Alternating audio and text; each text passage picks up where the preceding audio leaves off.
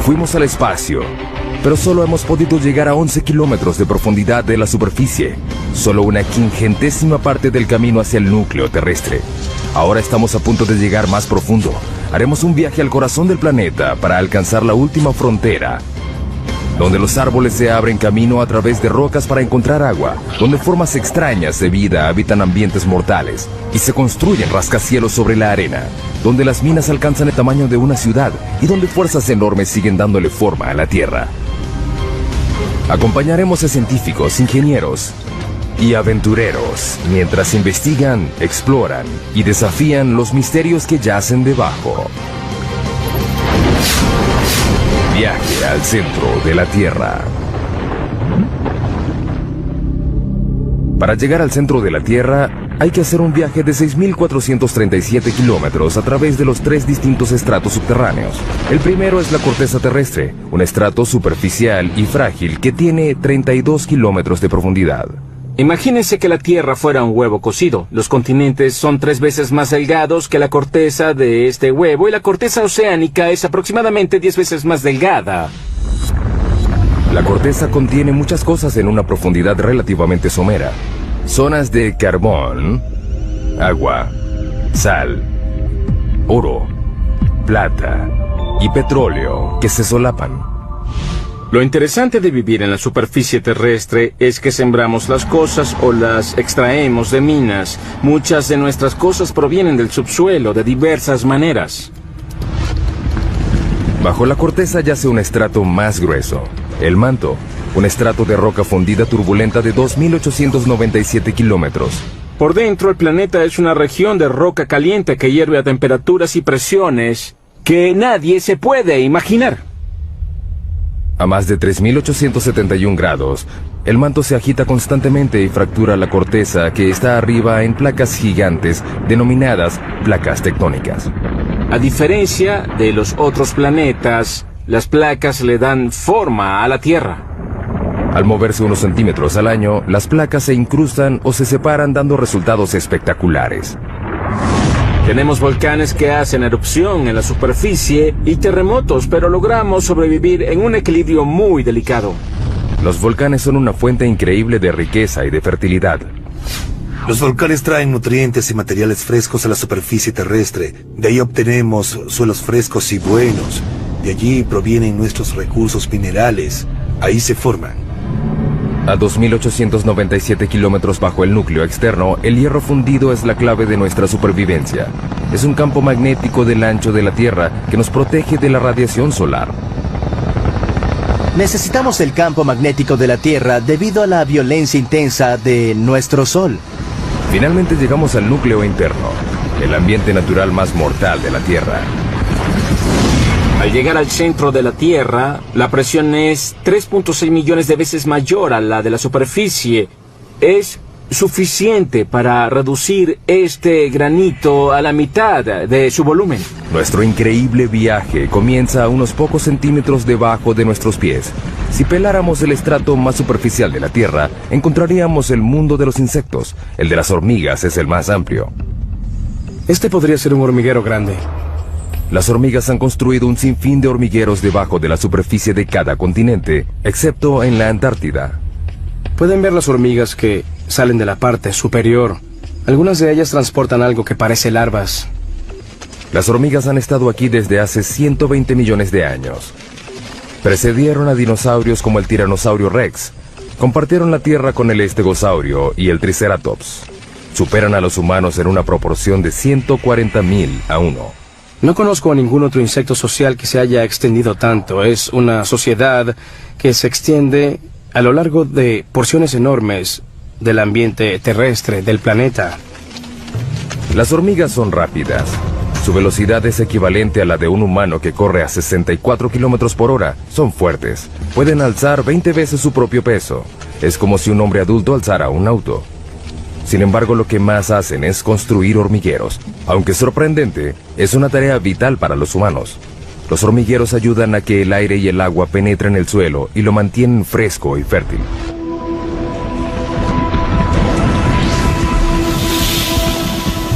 Debajo de la zona de las hormigas, 2 metros bajo tierra. Londres, Inglaterra. A 2 metros bajo estas calles concurridas yacen las venas y arterias que transportan las necesidades de la vida moderna. 45.000 kilómetros de gasoductos, 30.500 kilómetros de cables eléctricos, 64.300 kilómetros de cloacas y el lugar de descanso final para millones de personas. La frase 2 metros bajo tierra se usa mucho para hablar de los fallecidos y enterrados, pero ¿de dónde proviene? Es una historia que data de 1665 en Londres. La ciudad sufría una epidemia de peste bubónica. En plena epidemia llegó a haber más de 7.000 muertos a la semana. El Lord Alcalde de Londres trató de detener la propagación de la enfermedad y ordenó que se excavaran las tumbas de las víctimas de la plaga al menos 2 metros bajo tierra. Se creía que los muertos infectaban a la gente sana y que al enterrarlos a 2 metros bajo tierra se podía contener la enfermedad. Luego, la gente supo que la plaga era transmitida en realidad por las pulgas que portaban las ratas negras. Finalmente, la epidemia de 1665 causó la muerte de 72.000 personas, 1 de cada 6 londinenses. La ciudad no descansó hasta que el gran incendio de Londres acabó con las ratas el año siguiente. Sin embargo, la tradición de enterrar los muertos a esa profundidad se extendió por todo el mundo.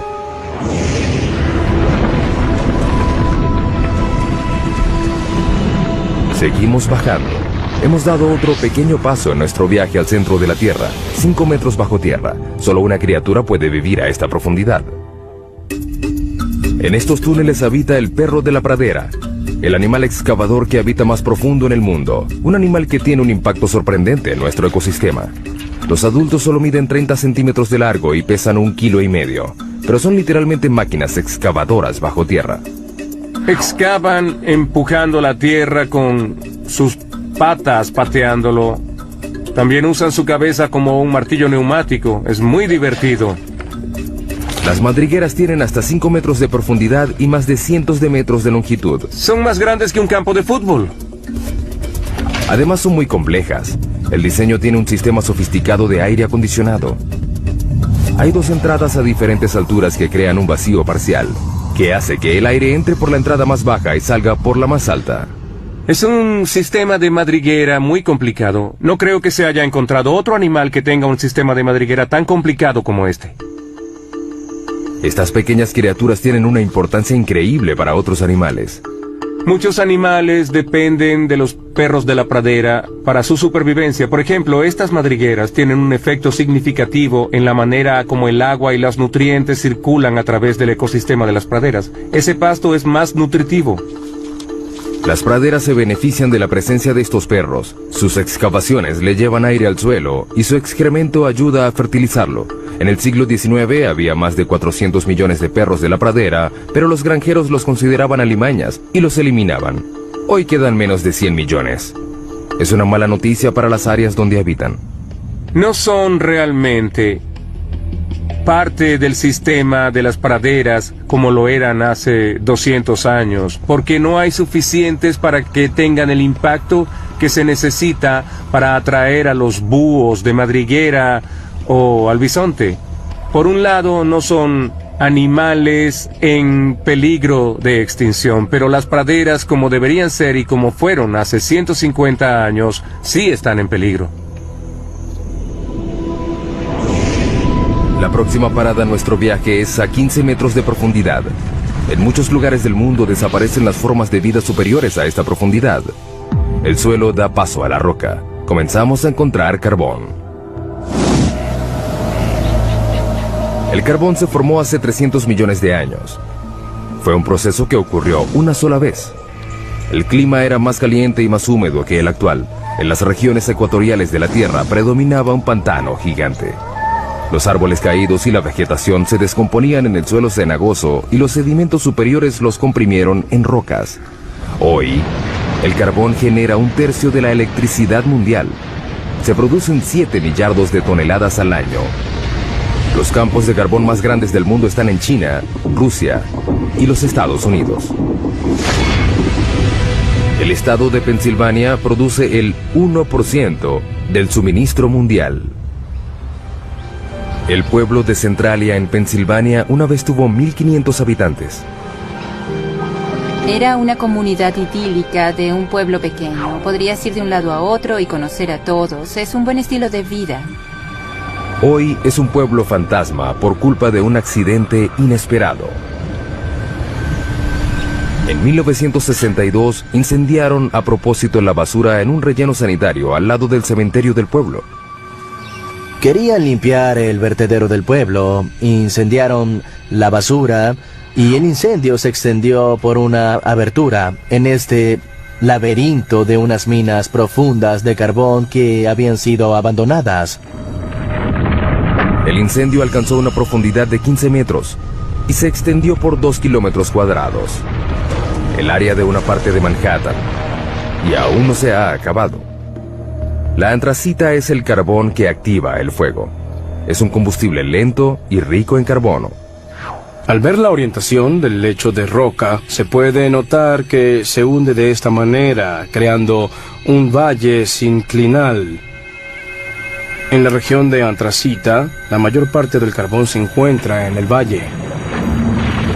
A 649 grados centígrados, el punto de fusión del aluminio, el incendio consumió el suelo y la roca hasta que no quedaron bases.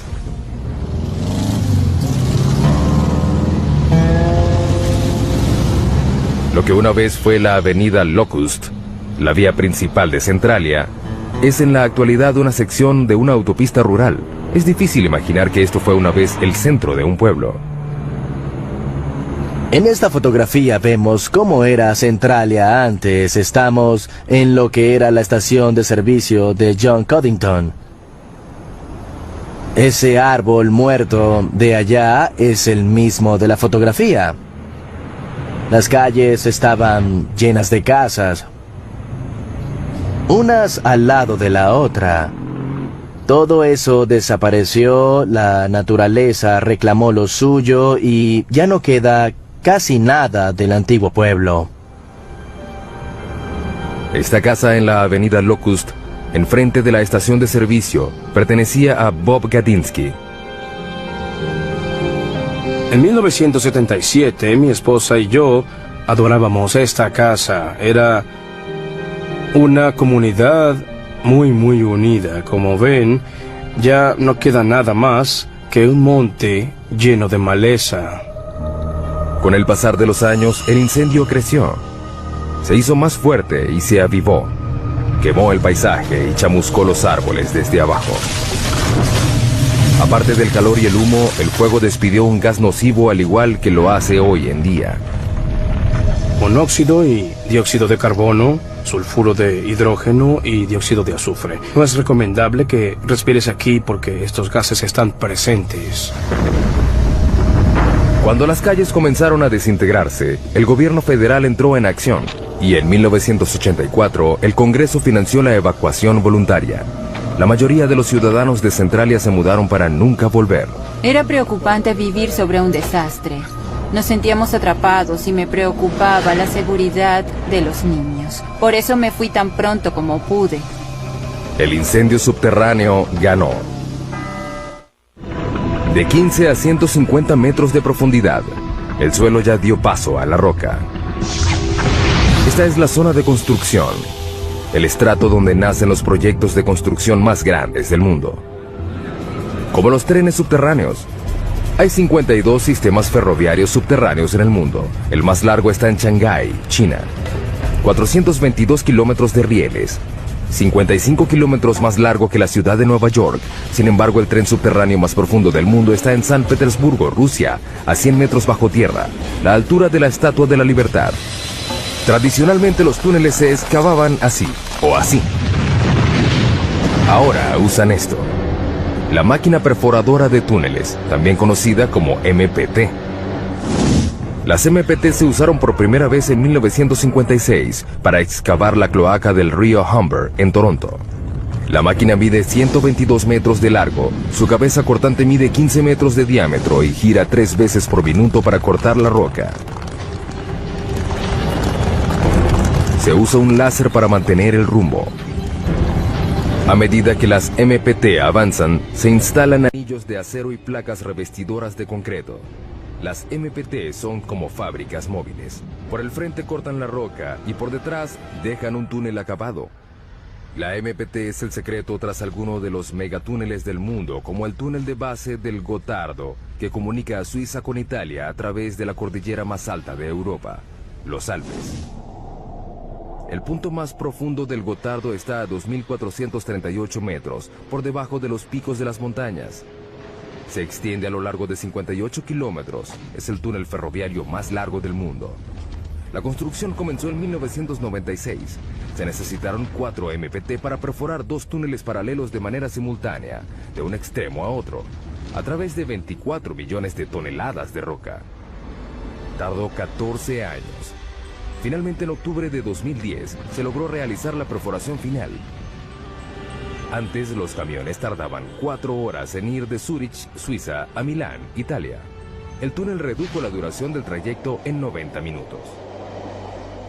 Para los ingenieros que construyen túneles, la roca es una pesadilla que deben atravesar. Pero la roca también se utiliza para construir las bases de los edificios más altos del mundo. Nueva York, el hogar de los rascacielos más famosos y más antiguos del mundo. Para mantener en pie estos edificios colosales, los ingenieros anclaron las bases de los edificios al lecho de roca, construyeron una plataforma y construyeron encima de ella. De hecho, el horizonte de Manhattan refleja el estrato de roca que tiene debajo. El anclaje sostiene a la mayoría de los rascacielos, incluyendo el edificio más alto del mundo, el Burj Khalifa de Dubái, que mide 823 metros de altura y tiene bases de 50 metros de profundidad. Pero si no hay lecho de roca, ¿se puede construir un rascacielos?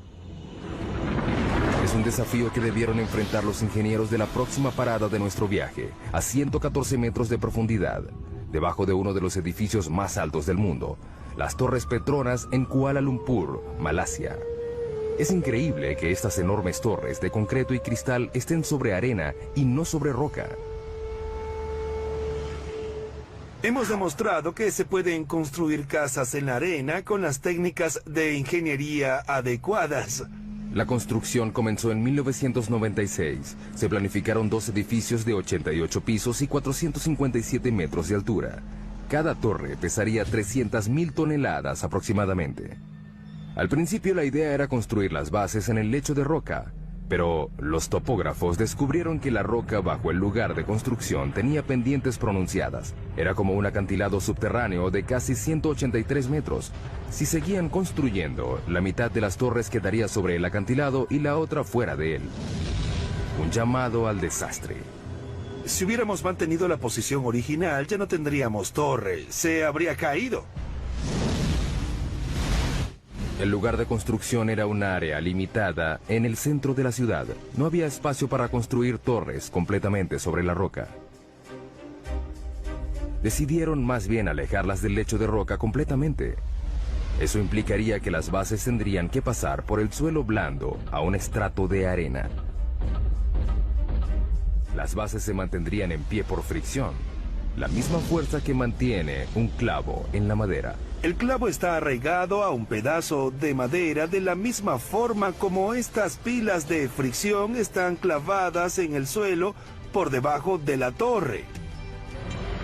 El equipo de construcción puso manos a la obra. Debajo de cada torre hundieron 104 pilas a 4 metros de distancia entre sí. Era un bosque virtual de concreto y acero. Algunas de las pilas tienen 114 metros de profundidad. En 2011 son las bases más profundas de cualquier edificio en el mundo. La ingeniería subterránea logró lo imposible. 2 torres de 457 metros de altura construidas sobre arena. Desde hace mucho tiempo, los ingenieros han recurrido a la geología para guiarse en su trabajo, pero la geología puede ser impredecible. El término roca da la impresión de que es algo fuerte, pero no siempre es el caso. La roca puede ser muy antigua. Esta roca tiene 1.6 millardos de años. Pero también puede ser vulnerable a un elemento muy simple: el agua de lluvia. A lo largo de millones de años, el agua de lluvia que cae sobre la roca hace que se deforme y se agriete. Estas fracturas pueden ser enormes. Aquí hay una gigante que se extiende por toda esta roca. Finalmente, el agua crea cavernas en las rocas por las que llega a inmensos lagos y ríos subterráneos. Más abajo, el agua satura la roca como una esponja. De hecho, puede haber entre 5 y 10 océanos de agua dentro de las rocas de la Tierra. El 99% del agua dulce líquida del mundo yace en el subsuelo. Las reservas más grandes están en China, Rusia, África y Estados Unidos. El acuífero Ogallala es el más grande de Estados Unidos. Se extiende desde Nebraska hasta Texas. Abarca 450.650 kilómetros cuadrados, el área de Suecia, y alcanza 150 metros de profundidad. Pero en muchos lugares del mundo, el agua subterránea se está acabando. Esto quiere decir que la gente, los animales y las plantas deben ir cada vez más profundo para obtenerla. La próxima parada de nuestro viaje es la raíz más profunda de un árbol a 122 metros de profundidad. Mpumalanga, Sudáfrica. En un precipicio ubicado sobre las claves de Eco, hay un pequeño bosque de higueras que tienen 150 años. Estas higueras han superado 2 retos: crecer sobre roca y sin ninguna fuente aparente de agua. Parecen sacados del Señor de los Anillos. Las raíces y las rocas no se mezclan. Los árboles normalmente crecen en suelo fértil. Sin embargo, el clima de este lugar es árido. Durante la mitad del año no llueve. Las higueras necesitan hasta 23 litros de agua diarios para sobrevivir y romperán las rocas para encontrarla. Las raíces de los árboles están programadas genéticamente para saber que hay agua debajo de ellas. La punta de la raíz segrega un lubricante llamado mucílago que suaviza el recorrido de la raíz. A medida que crece, la raíz explora la roca en busca de grietas y puntos débiles. Las higueras dependen de una sola raíz para encontrar agua. Esta llega muy abajo. La pregunta es, ¿qué tan abajo? Nos deslizamos hacia las profundidades de la Tierra. Cuanto más abajo, más duro es el camino. Es increíble lo que hace la madre naturaleza, solo para encontrar agua. Pero la raíz de la higuera es escurridiza. Esperemos encontrar algo más adelante. Finalmente, Burroughs encuentra algo. ¡Oh, al fin! A 37 metros de profundidad vemos la primera señal de una raíz de higuera real. La raíz tarda 70 años en llegar tan profundo. Una vez que encuentra humedad, termina su viaje. La raíz se encuentra en el fondo a 122 metros de profundidad. Estamos viendo la raíz más profunda que conozca el mundo. Está bombeando agua debajo de mi mano mientras nosotros conversamos. La está bombeando hacia la higuera. Hasta la superficie. Hemos pasado por mamíferos subterráneos, túneles hechos por el hombre y las raíces más profundas hasta llegar a la zona mineral. Las rocas están conformadas por minerales. El hombre ha explotado la riqueza mineral de la Tierra por más de 40.000 años. Pero ¿qué hacemos cuando una mina llega al final de su vida útil? Algo completamente inesperado, como lo demuestra nuestra siguiente parada en el descenso al centro de la Tierra. Sala, Suecia, 152 metros de profundidad. En 2006, los suecos convirtieron una antigua mina de plata en una de las habitaciones de hotel más profundas del mundo. Está amoblada en plata con un comedor exclusivo. Sin embargo, el baño más cercano está en la superficie. La temperatura ambiente es de unos fríos 4 grados. La mina de plata que aloja esta habitación fue clausurada en 1908. Durante 400 años, los mineros extrajeron 40.000 toneladas de roca, casi toda a mano. En el siglo XIX, esta era la mina más importante de Suecia. Hoy en día, la herencia que dejaron los mineros se puede apreciar en los túneles y cavernas que se extienden en la oscuridad por 20 kilómetros. La idea de la habitación de hotel surgió a partir del interés turístico creciente en la mina. La gente viene para dar un vistazo al pasado. La plata es de hace 4.600 millones de años, es decir, del origen del sistema solar. Se formó a partir de partículas minerales despedidas al espacio por estrellas que explotaban. Estas partículas fueron atrapadas por el remolino de polvo de los embriones planetarios. Se fundieron con el agua y el calor subterráneo. Hoy se extraen en Australia, China, Europa y América 20.000 toneladas de plata al año. En Sala, el agua que ayudó a crear la plata una vez sigue ahí. La mitad de la mina está llena de agua. Cuando la mina funcionaba, había bombas para controlar el agua de lluvia que se filtraba. Ya no se hace. Esta sección inundada de la mina contiene unos 5 millones de litros. Suficiente agua para llenar 25.000 bañeras. Marco y Tatia Ranisto reservaron la habitación subterránea para celebrar su 15º aniversario de bodas. La idea fue de Tatia. Quiero darle una gran sorpresa y algo especial. Gracias. El elevador tarda 4 minutos y medio a una velocidad de 60 centímetros por segundo para llegar a la habitación a 152 metros de profundidad. Marco empieza a vacilar. Estoy nervioso. Estaré bajo tierra solo. Bueno, casi solo. Estaré ahí. Los Ranisto llegan a su destino. Oh.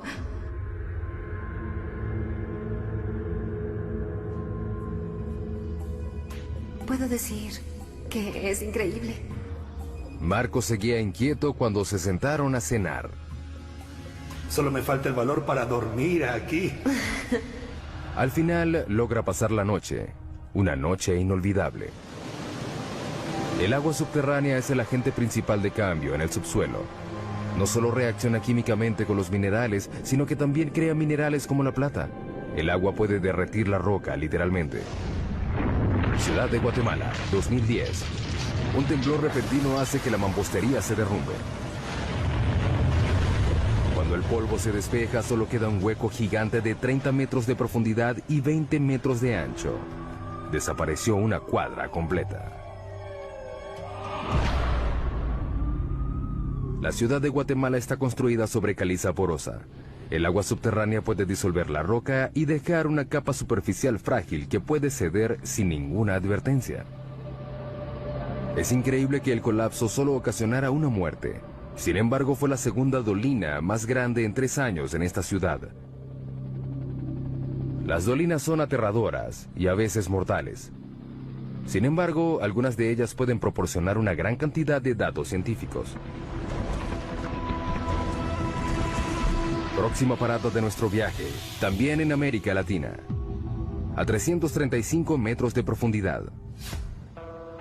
El Zacatón, México. Es una dolina llena de agua donde no hay lugar para la vida.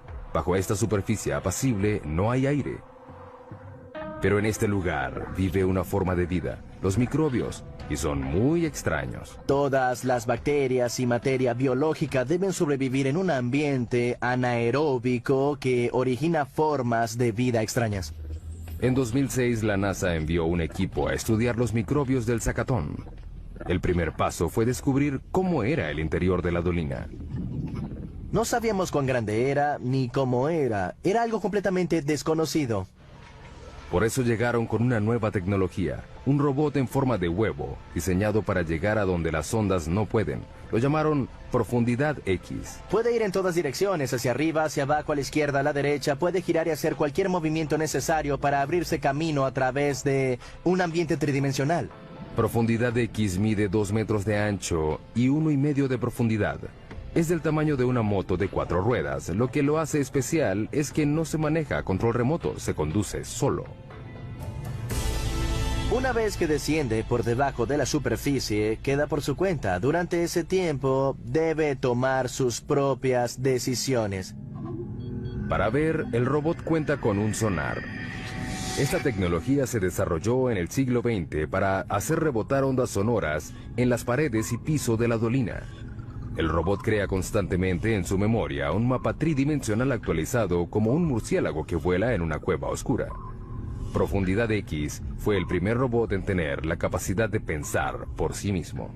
Bien sea crear el mapa, decidir tomar una muestra o regresar a la superficie, son decisiones que el robot debe tomar. Luego de sumergirse 50 veces, Profundidad X se conoce todos los rincones y ranuras. La gente se pierde en las cuevas y no sabe si está en la segunda o tercera intersección. Un robot con Profundidad X hace un buen trabajo al distinguir estas situaciones confusas, mejor que las personas en algunos casos.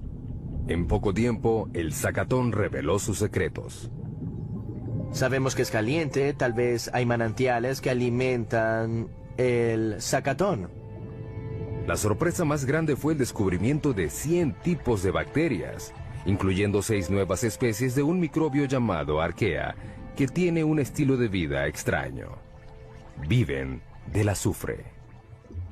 Una de las arqueas tenía azufre en su organismo, metabolizaba el azufre del agua y lo utilizaba como una fuente de energía. El descubrimiento confirma que no todas las formas de vida requieren condiciones como las de la Tierra. Tal vez algún día un descendiente de Profundidad X haga un viaje al espacio. Veremos a estos exploradores ir a lugares donde la gente no puede llegar. A un lugar como la luna de Júpiter, Europa, en busca de vida similar en otro mundo. América Latina y México en particular están llenos de dolinas. La provincia de Yucatán tiene más de 3.000 dolinas. Algunas están llenas de agua y otras no, pero nada se compara a nuestra próxima parada. El abismo vertical más profundo del mundo. El sótano de las golondrinas.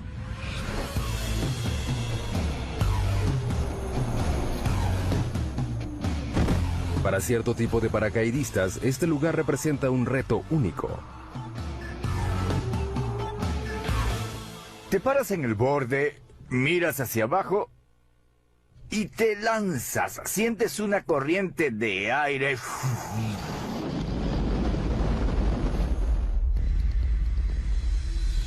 427 metros de profundidad, 38 metros de ancho en la parte superior.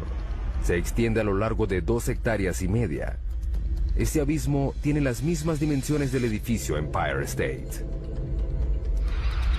El sótano de las golondrinas recibe este nombre por las aves que anidan a lo largo de las paredes del lugar. Millones de ellas vuelan en espiral al amanecer y regresan al atardecer.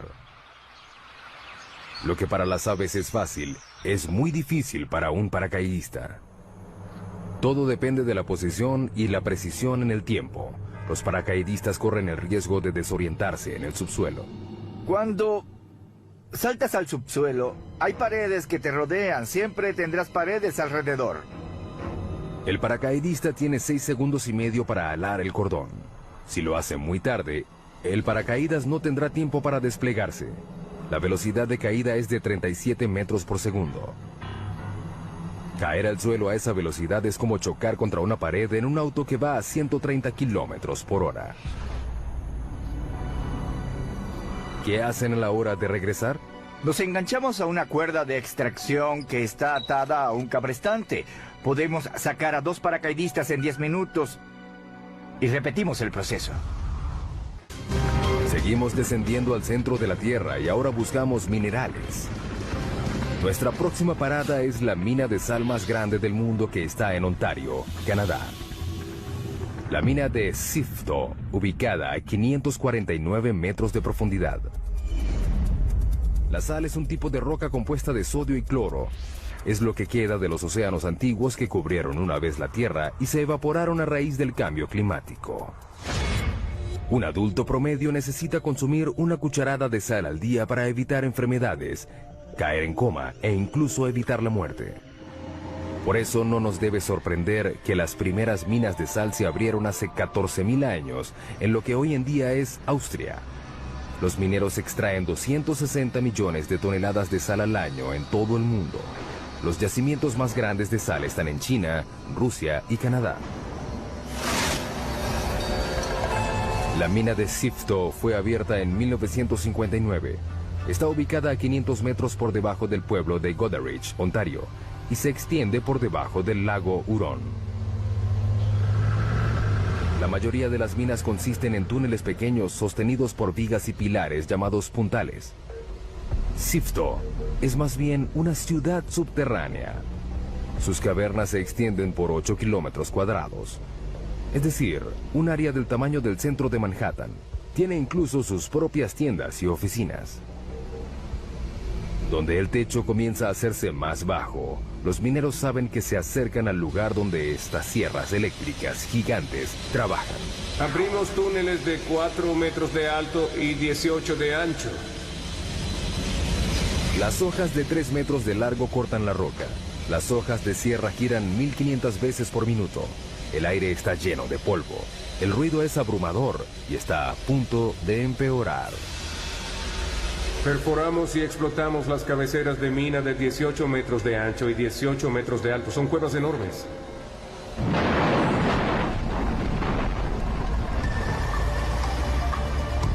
Camiones gigantes transportan la roca recién cortada a la mandíbula de un triturador hambriento.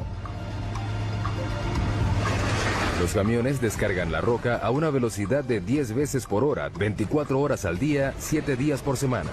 En los 4 minutos que le toma al monstruo triturar la carga, pedazos de roca de 1/4 de tonelada se reducen a granos gruesos. La correa transportadora la lleva a compensación y descarga. Es un tanque grande que llena los baldes de sal que suben y bajan. Así sacamos la sal. Este gran tanque es de gran beneficio para nosotros. La tolva permite que todo el procedimiento se realice en el subsuelo. Se extraen entre 24 y 26 mil toneladas al día. Y podemos incluir más incluso. Esta mina produce diariamente suficiente sal para la mitad de la población mundial.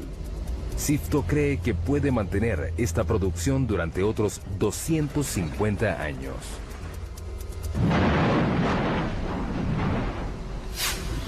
Ahora iremos 183 metros por debajo de la mina de Sifto, a otra mina de sal, en Sondershausen, Alemania.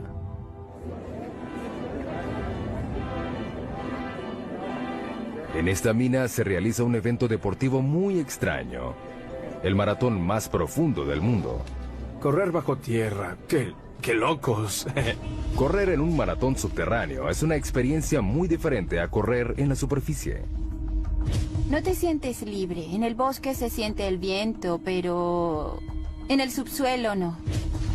Las condiciones son extremas. Por ejemplo, la temperatura. Por cada 18 metros que bajas en la corteza, la temperatura sube 1 grado. La razón de esto se remonta a hace 4.600 millones de años, al origen de la Tierra. La mezcla de los remolinos de gases y de partículas que formaron el planeta tenía polvo cósmico radioactivo. Cuando se comprimió en roca, liberó su energía radioactiva como calor y aún lo hace. Trabajar en esas condiciones es muy difícil, pero correr es peor. A una profundidad de 732 metros, los atletas deben tolerar una temperatura de 27 grados. Hace mucho calor. Estamos cerca del infierno. 40% de humedad. El aire no es fresco. Ese es el mayor problema. Y un recorrido muy difícil. La carrera se realiza en un circuito irregular que sube y baja 213 metros en cada vuelta. Si te caes aquí abajo, puedes tener lesiones fuertes. A la velocidad promedio de un maratón, el pie pasa 0.2 de segundo en el suelo. Con la fatiga, el pie se queda más tiempo en el suelo. En la mina, cuanto más largo es el contacto, mayor será el riesgo. ¿Ves? Es muy resbaloso. Necesitamos zapatos con un buen perfil como este. Estos tienen un perfil alto, pero podría ser más alto. Necesitas unos zapatos de clavos. Con muchos. Es inevitable que este suelo traicionero tenga una víctima. No se sabe por qué los atletas corren el riesgo de competir en estas condiciones peligrosas. Si les preguntan, todos responden lo mismo. Por placer. Creo que es el maratón más difícil del mundo. ¿Quién puede decir que corrió en un maratón a 610 metros bajo tierra? Luego de pasar medio día bajo tierra, los atletas pueden regresar a la superficie. El calor húmedo, el aire seco y las demás condiciones difíciles son solo temporales. Sin embargo, para los 33 mineros chilenos no fue fácil salir en 2010, cuando el techo de uno de los túneles de la mina de cobre colapsó y quedaron atrapados a 732 metros. Los mineros tuvieron que soportar 27 grados centígrados, un aire denso y lleno de polvo de roca, oscuridad y aislamiento. No sabían si lograrían salir. Tuvieron que perforar una roca volcánica dura llamada basalto para abrir el hoyo de rescate. Pero esta roca se caracteriza por sus deslizamientos súbitos. Con el temor de provocar otro colapso, equipos de todo el mundo llegaron a Chile a perforar el hoyo de rescate con la última tecnología. Fue un proceso muy lento. Luego de 69 días, los 33 mineros fueron rescatados, uno de los rescates mineros más grandes de la historia. Nos acercamos a los lugares más profundos a los que ha llegado el hombre. Este es el laboratorio científico más profundo del mundo. Hay mucho que hacer aquí. El observatorio Sudbury Neutrino, o Snow Lab, queda a 2 kilómetros por debajo de la región central de Ontario. Hay 2 experimentos en curso, uno que está en la etapa final de la puesta en marcha y otros 3 grandes experimentos que están en construcción.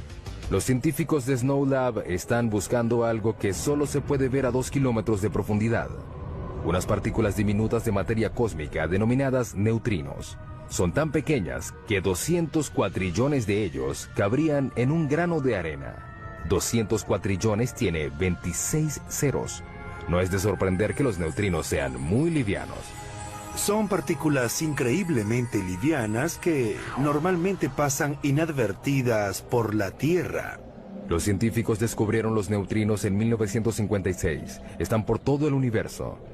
Para poder ver algo tan pequeño, hay que filtrar los rayos gamma, los rayos X y la radiación ultravioleta que bombardean continuamente la Tierra desde el espacio. Hay que probar que no haya radiación convencional que interfiera en las señales que estás esperando, y para ello se necesita mucha protección radiológica. Por eso el laboratorio está a esa profundidad. Estos rayos cósmicos imposibilitan las mediciones de los neutrinos, que son muy sensibles. Los 2 kilómetros de roca por encima de nuestro laboratorio reducen estos rayos cósmicos por un factor de 10 millones. Para encontrar algo tan pequeño como los neutrinos, se necesitan equipos muy grandes. Cuando buscas una partícula, tratas de aumentar las probabilidades de verlo. Los túneles y cámaras intercomunicados del Snow Lab se extienden por un área de 7.247 metros cuadrados. Es el tamaño de 6 piscinas olímpicas juntas. Parece una estación espacial y no un laboratorio subterráneo. La construcción del laboratorio tardó 18 años y costó aproximadamente $70 millones. Los neutrinos dejan una estela fugaz de luz cuando pasan a través de ciertas sustancias. Esta caverna una vez tuvo 60.000 toneladas de roca. Ahora aloja a esta esfera de 12 metros. La esfera contiene 757 litros de agua pesada. Es un tipo de agua natural que es más sensible a los neutrinos porque su peso molecular es mayor. El neutrino causa una reacción que genera luz. Esta luz reacciona con los fotodetectores. Así podemos descubrir su energía y su dirección. Es difícil llegar al laboratorio a esa profundidad. El elevador desciende a 640 metros por minuto. Luego hay que caminar un trecho de 1,5 kilómetros. La temperatura ambiente es de 27 grados. Es muy caliente por la presión que hay a esa profundidad. Alrededor de ellos la roca está presionada a 551 bares. 500 veces más que la presión de aire en la superficie. El reto para abrir el laboratorio fue crear un ambiente puro bajo tierra. Mantenemos las fuentes de polvo y contaminación al mínimo, limpiando constantemente. Al entrar, los científicos deben someterse a un proceso riguroso de descontaminación para eliminar el polvo que pudiera arruinar los delicados experimentos. Tenemos que quitarnos todo lo que llevamos puesto en la mina, ducharnos y ponernos ropa limpia que nunca haya estado expuesta a polvo de la mina. Aparte del polvo, la gente siempre despide desechos minúsculos por sí sola.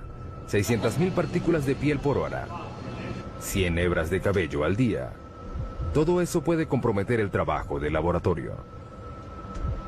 Una vez adentro, los científicos deben someterse a más procesos de limpieza y revisión. Hasta las cloacas del laboratorio están limpias. Tratamos todos los desechos del baño y todas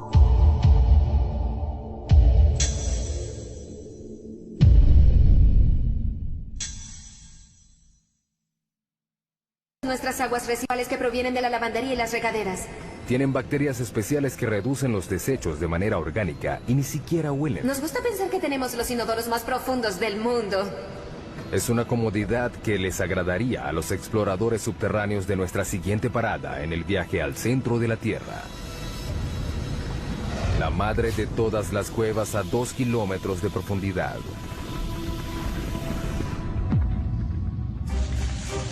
Estos exploradores de cuevas polacos esperan llegar más profundo de lo que haya llegado cualquier otro. Están entrenando para descender a J2, una parte del sistema de cuevas de Cheve, en México. Buscamos la cueva más profunda del mundo. La erosión del agua de lluvia creó J2. El descenso implica grietas, caídas verticales y cámaras inundadas. Pasar por este camino subterráneo no será fácil. Tenemos que entrenar constantemente para poder lograrlo. El descenso de 2,5 kilómetros es tan profundo como la altura del monte Santa Elena. Los exploradores de cuevas van equipados como alpinistas subterráneos, con arneses, cuerdas, ganchos y cascos. Las condiciones de la cueva Kasprowa, Nisia, en Polonia, son similares a las de J2, pero no tan profunda. A medida que el equipo desciende, el pulso aumenta a 140 latidos por minuto. Los exploradores queman unas increíbles 6.000 calorías diarias, el doble de lo normal. Hay que llevar mucha comida durante la exploración. En la expedición real, cada explorador llevará más de 27 kilogramos de comida a un campamento base casi a la mitad del camino. Aunque es muy agotador llevar toda esa carga de comida a menos de 1 kilómetro, es vital. Simplemente se necesita llenar el estómago. Así es. A los exploradores de cuevas les encanta estar bajo tierra. Cuanto más angosta y pequeña sea la cueva, mejor. Para mí es como estar en un parque, jugando con mis amigos. Pero la J2 real no es ningún juego para niños. Tiene pasadizos tan angostos que intimidan a los exploradores más expertos. Soy de baja estatura y no me va mal en lugares angostos, pero no voy a lugares así. Creo que no me gustaría. No me gustaría. Para analizar las grietas, los exploradores necesitan emplear toda su experiencia y sus habilidades. Si caes 20 centímetros más allá, te quedas atascado en la grieta. Sería fatal, porque los rescatistas no pueden llegar tan profundo. El descenso continúa. Los exploradores siguen adelante. Vas a lo profundo. A medida que vas descendiendo, debes olvidarte de salir. Debes seguir adelante. El mayor reto de J2 es el agua. La cueva desciende a través de una serie de cámaras inundadas llamadas sumideros. Pasas 3 días gateando, saltando, escalando y descendiendo para llegar al pasadizo inundado de agua que debes atravesar con los equipos de buceo. Que comience el juego. Si llueve mientras están bajo tierra, el equipo corre el riesgo de quedar atrapado. En la última expedición a J2, 2 equipos quedaron atrapados en la cueva. Mientras el entrenamiento avanza, los exploradores ansían el regreso a México. Éramos un equipo de 6 personas, descubrimos la entrada de la cueva y sentimos que es nuestra. A esta profundidad hay agua y aire, pero no hay sol. Por eso, los exploradores de cuevas casi no encuentran seres vivos. Para buscar pistas sobre el origen de la vida en la Tierra, los científicos deben llegar más abajo, al fondo del mar. Por todo el fondo del mar hay agua que transporta vida microbiana. Cerca de la costa de Vancouver, Columbia Británica, el sumergible Alvin entra al agua. Para nosotros estos estudios son como las misiones Apolo. Alvin es un mini submarino de aguas profundas de 16 toneladas y 7 metros de largo. Lleva una tripulación de 3 personas a 2,5 kilómetros de profundidad, en busca de microbios producidos en el interior de la Tierra. En la superficie no hay nada similar a los microbios. No podemos reconocer al menos el 75% del contenido genético de este tipo de vida. Eso es lo que Alvin busca. Agua caliente que sale de los respiraderos que vienen debajo del lecho marino y es rica en microbios. Estamos empezando a entender que están allí, pero no sabemos exactamente cómo. Los respiraderos pueden alcanzar temperaturas de hasta 400 grados. Son producidos por el movimiento de las placas tectónicas. La costa de Vancouver está sobre la placa Juan de Fuca, una de las más de 12 placas que están en movimiento constante. Cuando los bordes de las placas se separan, crean fisuras grandes en el lecho marino. A través de ellas, el agua es succionada, calentada en el subsuelo y despedida de nuevo al océano en un ciclo continuo. Esta agua porta consigo los microbios. El equipo de Edwards no tiene idea de cuán lejos llega esta vida dentro de la corteza. Eso es lo más impresionante. No sabemos dónde acaba la vida. Para descubrirlo, insertarán sensores conocidos como corchos en una sección de 3.237 kilómetros cuadrados del lecho marino, un área del doble del tamaño de la ciudad de Los Ángeles. Los corchos de 2,5 metros están equipados con monitores de temperatura y de presión. Se llevan a 457 metros por debajo del lecho marino, a un total de 3,2 kilómetros por debajo de la superficie. Los corchos rastrean el recorrido del agua caliente dentro de la corteza terrestre. Tenemos que entender realmente cómo fluye el agua y qué tipo de microbios hay allá abajo. Sigan el agua, ahí estarán los microbios. La riqueza mineral de la Tierra es el motor de la mayor parte de la economía mundial.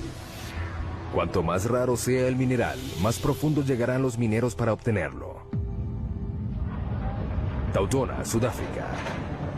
Para llegar a la mina más profunda del planeta, los mineros deben viajar por 3,8 kilómetros durante 1 hora a una velocidad de 16 metros por segundo. Están buscando oro. Está compuesto de polvo cósmico al igual que la plata, pero es más extraño. Se han explotado menos de 200,000 toneladas de oro desde los primeros registros históricos. Tautona produce 12,5 toneladas al año, lo que representa la mitad de la oferta del oro actual. Al abrirse el elevador, una ola de calor recibe a los mineros. A esta profundidad, la temperatura ambiente es de unos achicharrantes 54 grados. Hace más calor que en el Valle de la Muerte en verano. La mina tiene un enorme sistema de aire acondicionado que disminuye la temperatura hasta 28 grados. Sigue siendo caliente, pero al menos tolerable. Mientras los 5.600 mineros que trabajan aquí sudan en las galerías y túneles de la mina, deben estar atentos al techo. A esta profundidad, cualquier temblor puede desatar un mini terremoto subterráneo. Las rocas que caen a partir de este dejan algunos muertos cada año.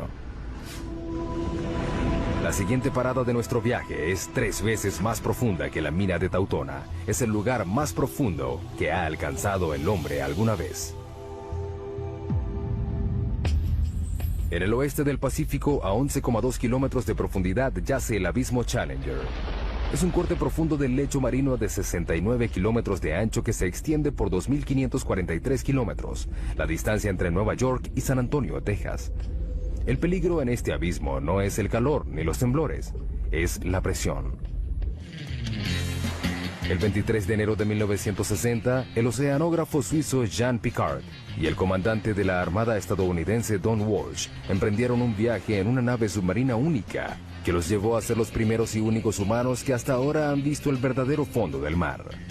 Don Walsh revive el viaje. Es el único sumergible que ha llegado al abismo Challenger y nadie ha regresado allí en casi 50 años. Por una buena razón. La presión a 11 kilómetros de profundidad es de 1.103 bares. Imagínense un dedo cargando el peso de 48 aviones Boeing 747.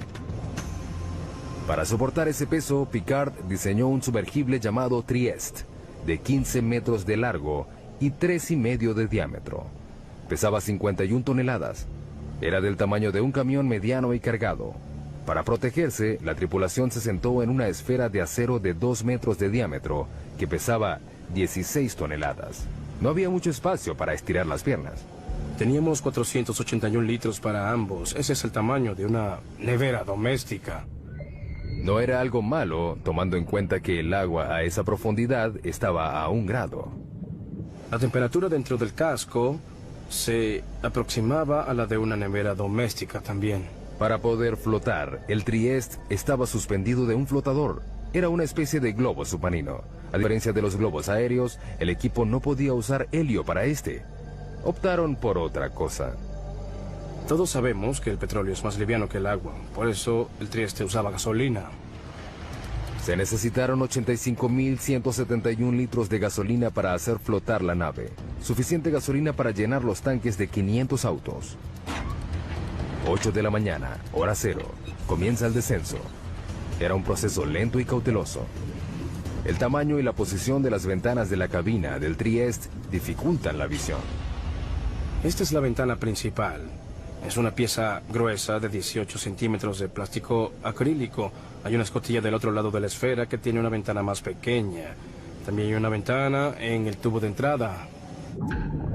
A 201 metros, el Trieste se sumerge en la oscuridad. Hasta aquí penetra la luz solar. Pero a los 914 metros, la naturaleza acude a ayudarlos.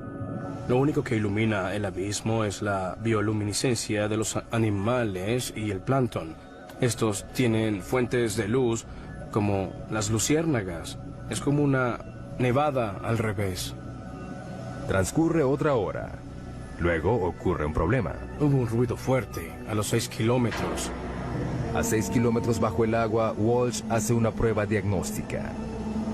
Oímos el ruido y verificamos todos los medidores que teníamos. Todo parecía bien, así que seguimos el camino. Pero de repente vio algo. Miré a la ventana de la escotilla y vi una grieta así en la ventana.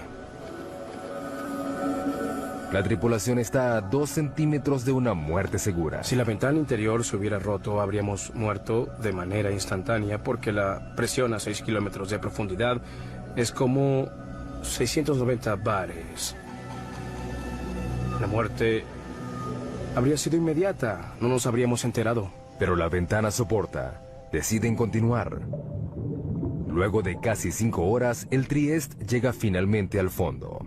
Walsh ve algo increíble. Antes de aterrizar, vimos un pez blanco. Los vertebrados no deberían sobrevivir a esta profundidad. Pero los acuanautas no pudieron seguir investigando. Cuando aterrizamos, levantamos una nube de sedimentos que se quedó ahí durante unos 20 minutos. El limo del lecho marino lo cegó. Era como estar en un vaso de leche. No tuvieron otra opción. No podíamos ver nada ni tomar fotos. No se despejaba, así que decidimos regresar a la superficie. Para que el Trieste pudiera regresar, Walsh controlaba el peso quitando el lastre. Teníamos 2 tinas de lastre llenos de bolas de acero. Al fondo de la tina había un electroimán.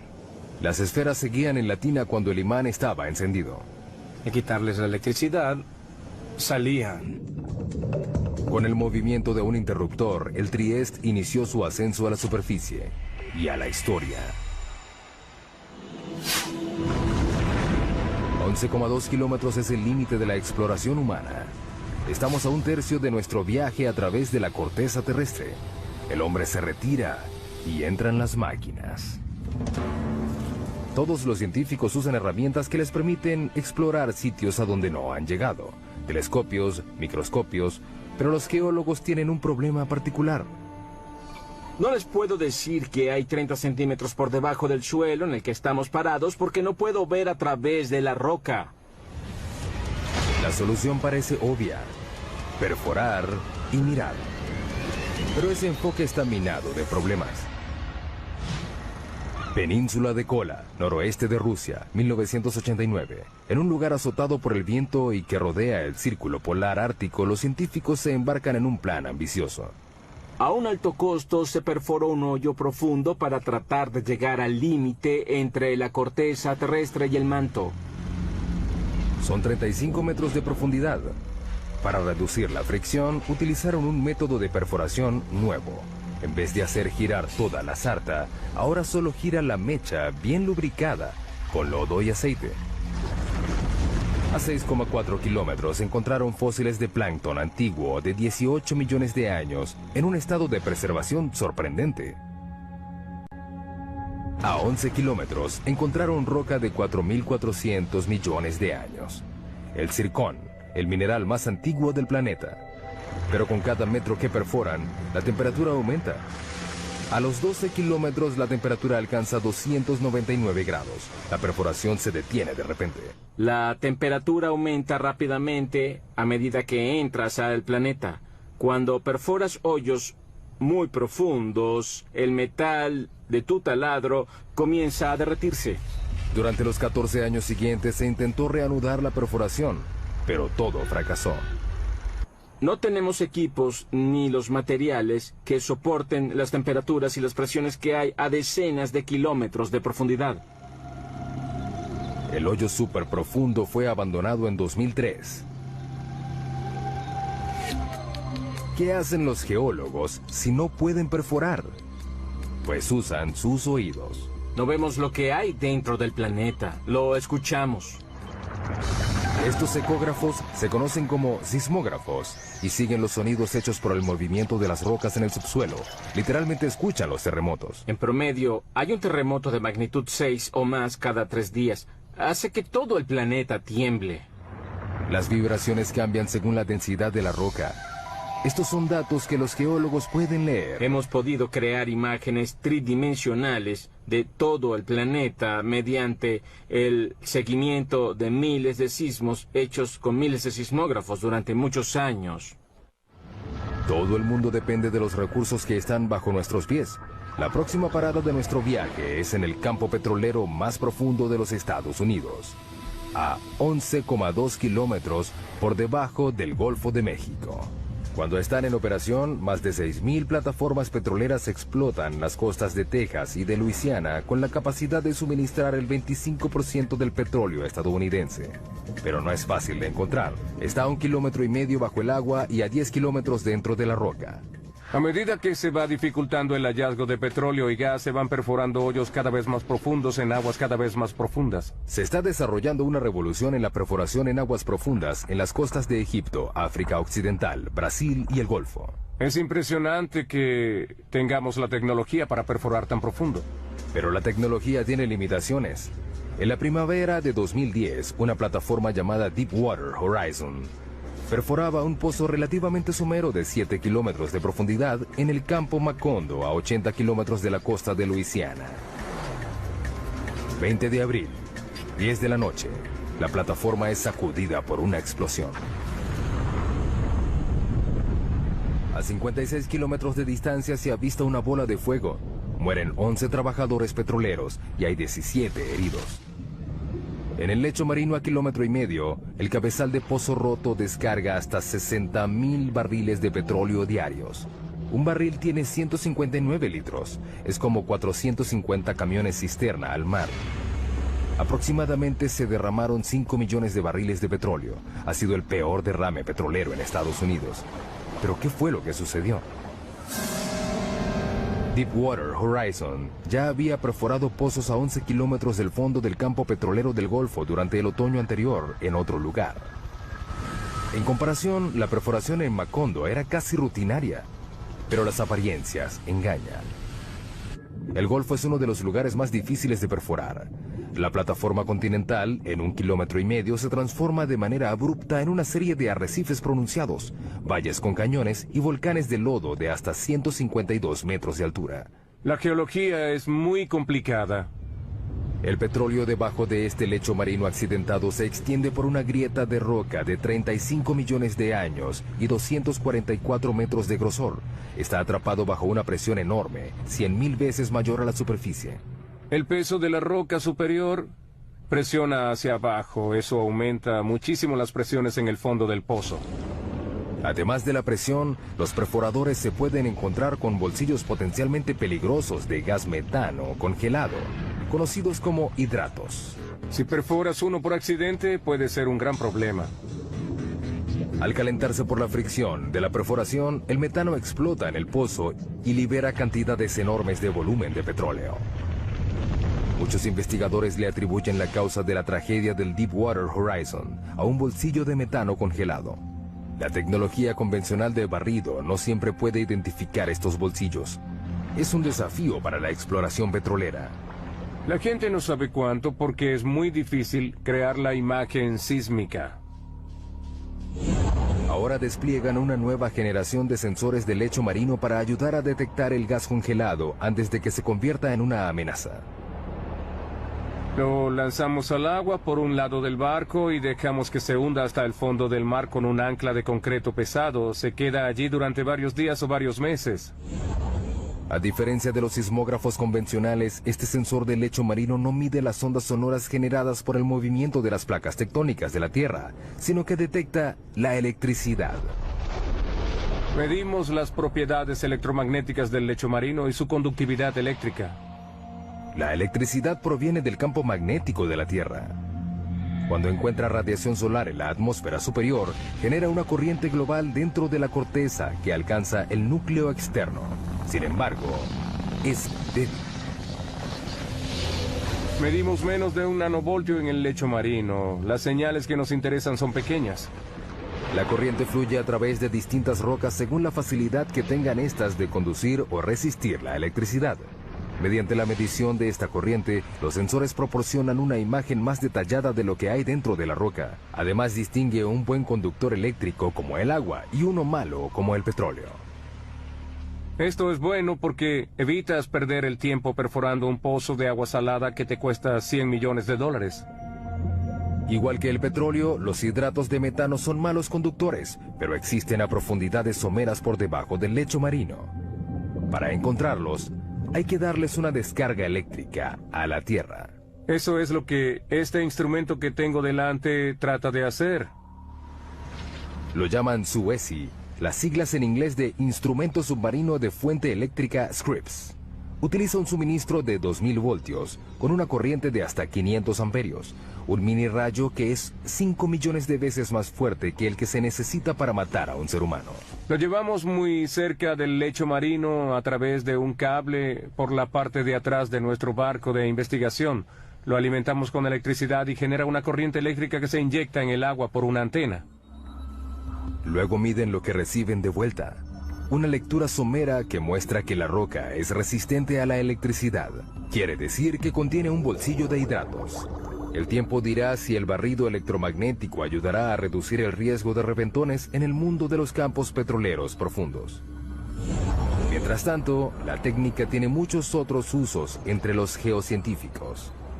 Es como poder ver dentro de un plato de sopa hirviendo y saber a dónde va todo.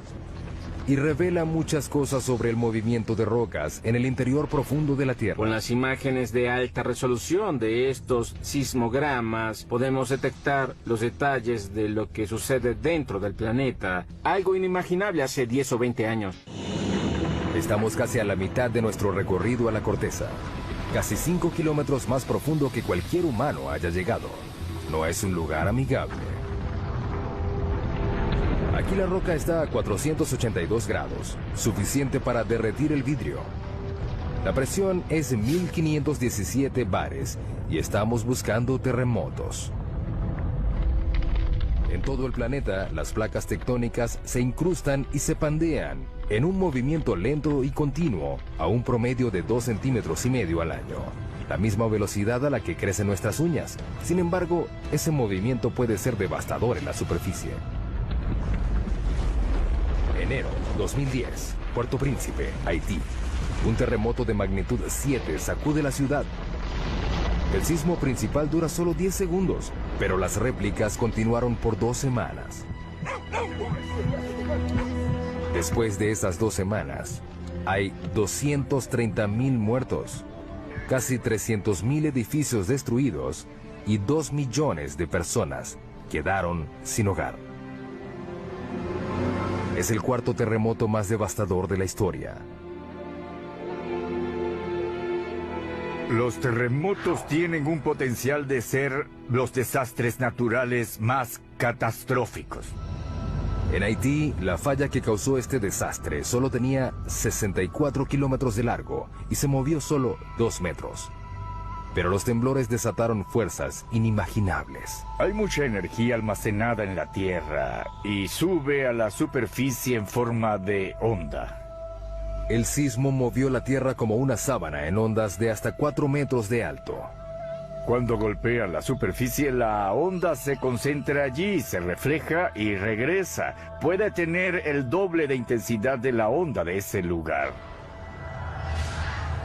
Estamos en el Centro de Investigación de Ingeniería Sísmica de la Universidad de California en Berkeley. Los científicos de este centro se ganan la vida rompiendo cosas. Estos son algunos de los modelos probados de las columnas esquineras. Pueden ver que están muy dañados.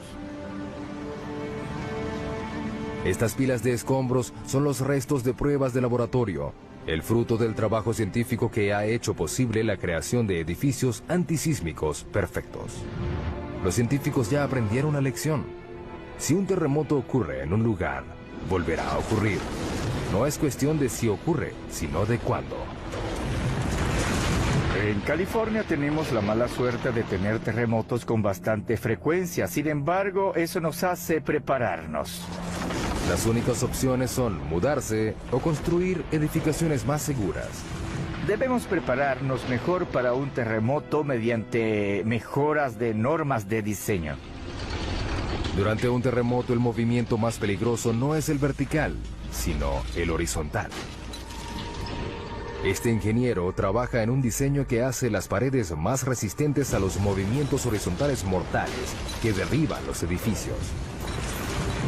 Creamos este tipo de conexión que puede transferir cargas laterales. Estas paredes están unidas por placas de acero que soportan la tensión. Las placas se pueden romper sin que la pared completa colapse. Las paredes están hechas con una mezcla de concreto y fibra, que las hace más flexibles y menos quebradizas. Están diseñadas para que se dañen. El equipo de Berkeley usa una variedad de equipos para someter a los nuevos diseños a un proceso lento de destrucción. Ese bloque de concreto inmenso mide 8 metros y medio de largo por 8 de alto. Pesa 300 toneladas. Hay mucha energía latente encerrada en esa masa. Cuando estos 4 martillos hidráulicos enormes empujan el bloque, le transfieren la energía a la estructura que se está probando. En este caso, se prueba un armazón de columnas y vigas similar al de un rascacielos. Nadie sabe cómo responderá la estructura. Es la primera vez que probamos algo de este modo. El objetivo es llevar la estructura al límite. El edificio se inclina en una dirección y las vigas rotan en sentido contrario a las columnas. El acero se pandeó, pero el armazón sobrevivió. Es un inicio prometedor para el diseño.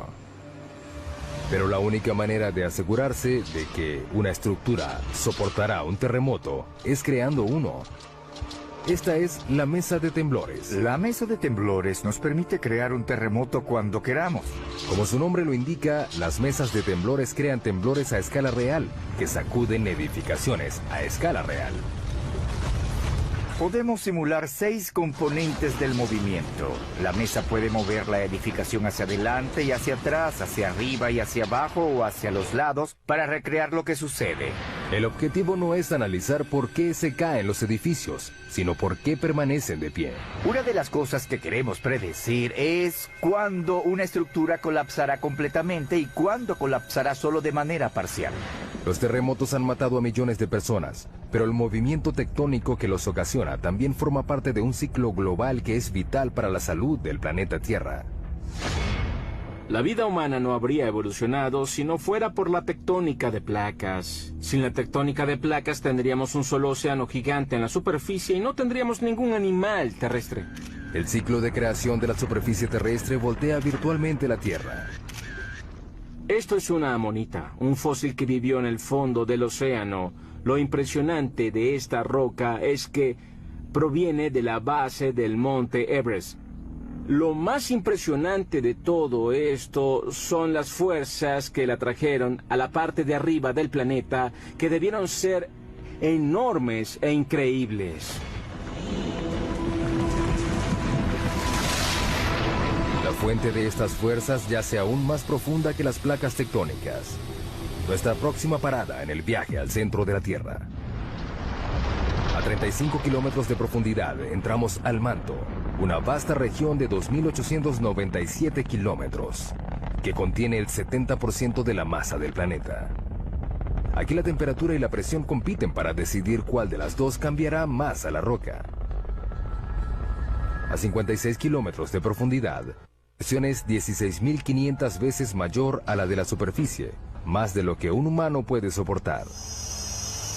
Esta cámara a alta presión ilustra el impacto de una presión tan alta en un cuerpo humano desprotegido. La respiración se hace imposible rápidamente porque los pulmones colapsan y las costillas hacen una implosión. Solo 3 kilómetros más abajo, a 59 kilómetros, la presión aplasta y pulveriza nuestro cráneo. Pero la temperatura también aumenta gracias a la liberación de energía radioactiva en el manto.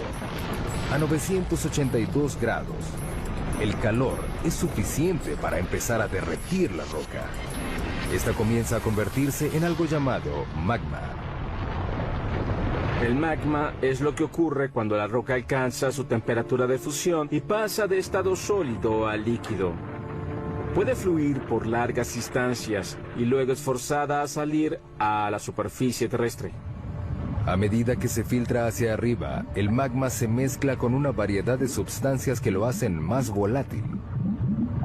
El magma es una combinación fascinante de roca fundida y gases disueltos como agua y dióxido de carbono. Justo debajo de la superficie, el magma se acumula en esos vacíos en la roca que los científicos denominan cámaras. La cámara más profunda que se haya detectado está a 34 kilómetros por debajo de Oahu, Hawái. La mayoría está a 10 kilómetros de profundidad. Las cámaras se llenan lentamente de magma. A medida que aumenta la presión bajo tierra, el magma es forzado a salir hacia la superficie. Con el tiempo llegan al punto de explosión y causan las erupciones volcánicas. Una de las imágenes más potentes del interior de la Tierra es esos lugares donde el interior se vuelve superficie, como en los volcanes. 500 millones de personas en todo el mundo viven cerca de un volcán. Una sola erupción puede resultar catastrófica. Los volcanes pueden borrar en un momento lo que ha tomado decenas de millones de años en crearse. Las erupciones ocurren sin advertencia, su temperatura es mayor a 500 grados y son prácticamente indetenibles. Abril 2010. El volcán Eyjafjall hace erupción en Islandia. Liberó 99 millones de metros cúbicos de ceniza volcánica, suficiente ceniza para llenar 40.000 piscinas olímpicas. Una nube de cenizas de 9 kilómetros de alto se liberó. Se esparció por 1.800.000 kilómetros cuadrados, un área más grande que Alaska. La erupción hizo que se suspendieran los vuelos en el hemisferio norte durante 6 días que dejaron varados a más de 1 millón de pasajeros diarios. Los servicios normales tardaron un mes en reanudarse. En nuestro viaje al centro de la Tierra, nos acercamos al núcleo externo, una zona de 2.100 kilómetros de hierro fundido, atrapado entre el manto y el núcleo interno sólido. Para llegar aquí, hemos viajado a través de agua y roca, combatido con la temperatura y la presión, y revelado los secretos subterráneos que le dan forma a nuestras vidas. Pero nos queda un misterio por resolver. ¿Qué hace que la Tierra sea magnética? El campo magnético de la Tierra se extiende por 72.400 kilómetros en el espacio. Este protege al planeta de la fuerza completa de la radiación solar. Una sola erupción solar que dure 2 horas esparce 10.000 millones de toneladas de partículas radioactivas. Son suficientes para darle electricidad a Estados Unidos durante 10.000 años, o para evaporar nuestra atmósfera. Sin el campo magnético que las desvía, las partículas solares extinguirían la vida en la Tierra. Necesitamos el campo magnético de la Tierra debido a la intensa violencia de nuestro Sol.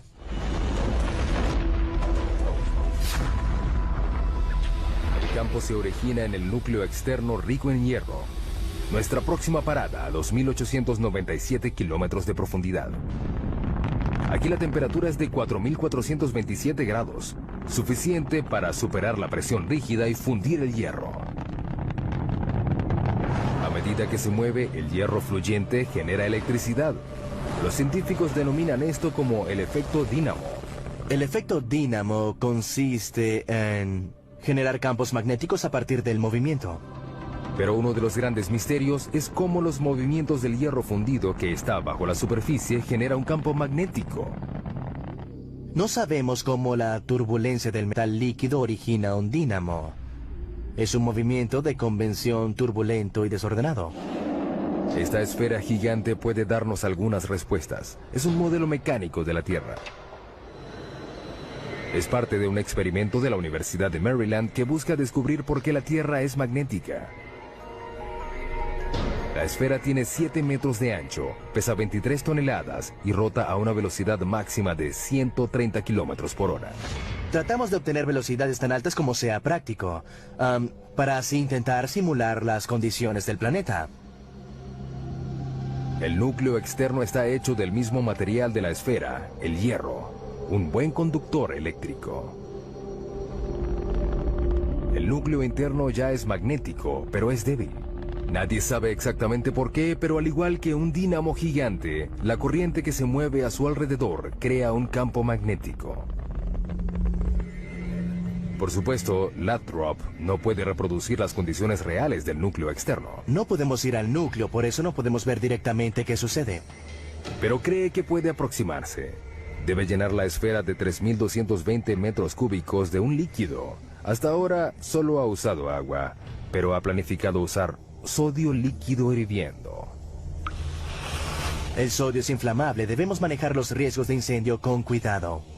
Pero es lo único aparte del hierro fundido que puede hacer el trabajo. El sodio tiene la ventaja de que se derrite a una temperatura relativamente baja y es un excelente conductor comparado con el hierro líquido.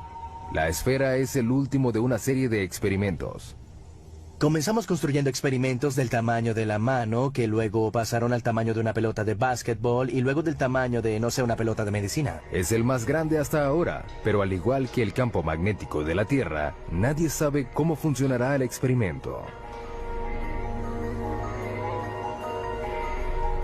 Ninguno de los experimentos previos generaban su propio campo magnético. Ahora tenemos todos los ingredientes que se necesitan para un dinamo.